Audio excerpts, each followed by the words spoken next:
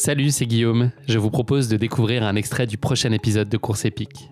Course épique, c'est chaque semaine un invité, une course, une histoire hors du commun.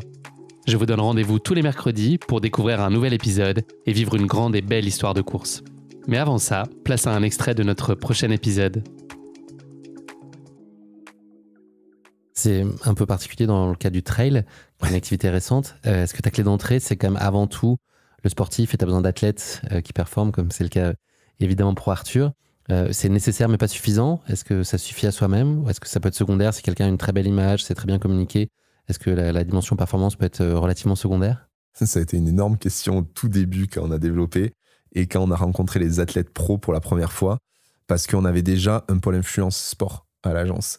Donc c'était des créateurs de contenu sportifs qui ne faisaient pas de performance. Alors ils faisaient leur performance mais pas de performance officielle sur les courses.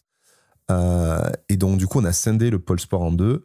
Les créateurs de contenu sportif, ce qu'on appelle nous le pôle sportif, et le pôle athlète qui, eux, ont une image vraiment de recherche de la performance pure. Donc d'aller chercher du podium, d'aller chercher des bons classements, d'aller chercher de la cote ITRA ou de la cote UTMB aujourd'hui. On est allé en priorité chercher des athlètes performants qui avaient une bonne image digitale, qui savaient s'exprimer sur la sphère digitale et médiatique, parce qu'on savait aussi que ça allait être le plus facile pour nous, qui sortions de la création de contenu sportif, pour leur trouver des contrats. Ça n'est jamais caché. Un athlète déjà à l'aise avec le digital, on allait plus facilement lui trouver des contrats qu'un athlète non à l'aise avec le digital. C'est maintenant en phase 2 de Fresh Touch où on peut se permettre d'aller chercher des athlètes qui ne sont pas forcément à l'aise avec le digital. Pourquoi ? Parce qu'on est en train de développer le réseau d'annonceurs qui peut financer des athlètes un peu moins à l'aise avec le digital.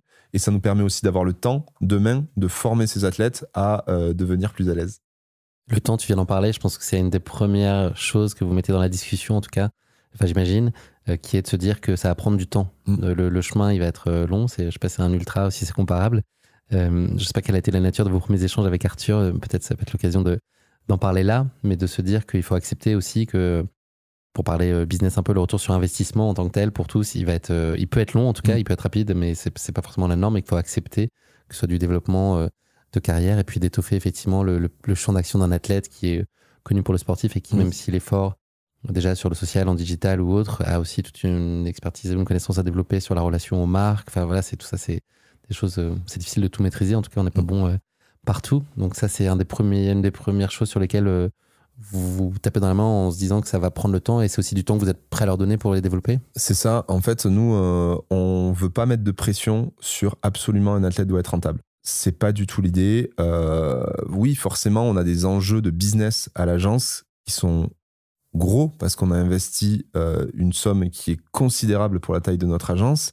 On va frôler sur 3 ans le 1,5 million d'euros d'investis pour soutenir la carrière des athlètes. Je l'ai révélé encore hier. On était au Milestone et du coup, je l'ai révélé. La première année, on fait 300 000 euros de chiffre d'affaires. C'est-à-dire qu'on fait 60 000 euros de commission, VS 500 000 euros investis. C'est enfin un peu moins. La première année, on a investi un peu moins, mais les calculs ne sont pas bons, comme diraient certains. Là, pour te donner une idée, on est au mois de mars, ça fait 3 mois, on a généré un chiffre d'affaires pour les athlètes de 1,3 million d'euros, VS 300 000 l'année dernière, donc on a fait un travail, à mon sens, qui est gros, mais on est très très loin des seuils de rentabilité. Ça veut dire que réellement, on a fait 260 000 euros de commission pour l'instant dans l'année, sur VS 500 000 euros investis.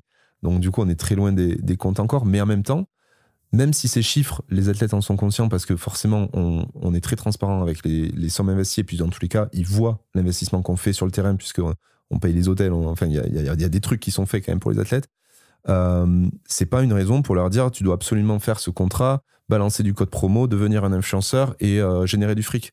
C'est pas du tout l'idée. L'idée, c'est d'accompagner de plus en plus d'athlètes dans leur carrière, dans leur développement pro, dans ce qu'ils veulent faire, que ça soit que sur de l'équipementier, que ça soit de la conférence, que ce soit de l'édition, du média, ou effectivement aller chercher des fois des marques qui sont à l'extérieur du trail. Et ça, c'est la priorité absolue pour nous, d'aller chercher des financeurs qui sont à l'extérieur du trail pour rapatrier du financement dans ce sport en global. Qu'est-ce qui raconte un contrat avec un athlète ? C'est quoi les grandes lignes, le grand cadre ? Je crois que c'est dans l'esprit en tout cas, il faut que chacun se sente relativement libre aussi, si à un moment ça opère plus.